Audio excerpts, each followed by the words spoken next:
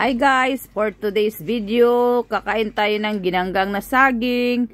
Ito yung ginanggang na saging ang inaasam-asam kong kainin pag mauwi ko sa Pilipinas. Kaya ito na, bumili ako ng star margarine at tuhog.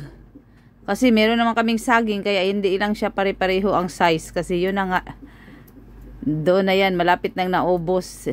Huli ko ng inaisip na magganggang ako ng saging. Kaya yun, may maliit, may malaki. Pero ayos lang din kasi yan ay hinog. Ayan guys, nilagyan ko na ng mantikilya, star margarine. Diba?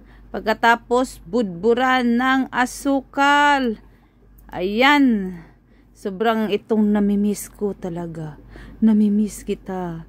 Bonggang-bonggang. Ginanggang na saging. Laway-laway ako sa mga nauwi guys. Pero yun na nga, meron naman tayong time na mauwi. Kaya it's our time to eat. Ginanggang na saging. Ay, ang sarap-sarap ng mga snack ng mga Bisaya. Basta mga Bisaya. Arangkada yun na sila sa ginanggang na saging kada hapon. Ayan, lami kaayo guys. Oy. Ayan, kaon na tayo guys. Okay, kit. Ayaw na pangagdala mong bana. Eksalini. Sagdahi lang na siya. It all you can kag saging day. Kay nakabahar man kasi inyong baryo. Yan, kaon. Lami kaayo siya guys. Uy.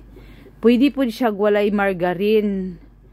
Pero lami siya og walay margarine. Pero mas lami kung butangan ni mo og margarine, mantikilya. Huy, pag hinay-hinay kay basig matuhog ka. Uy, inday.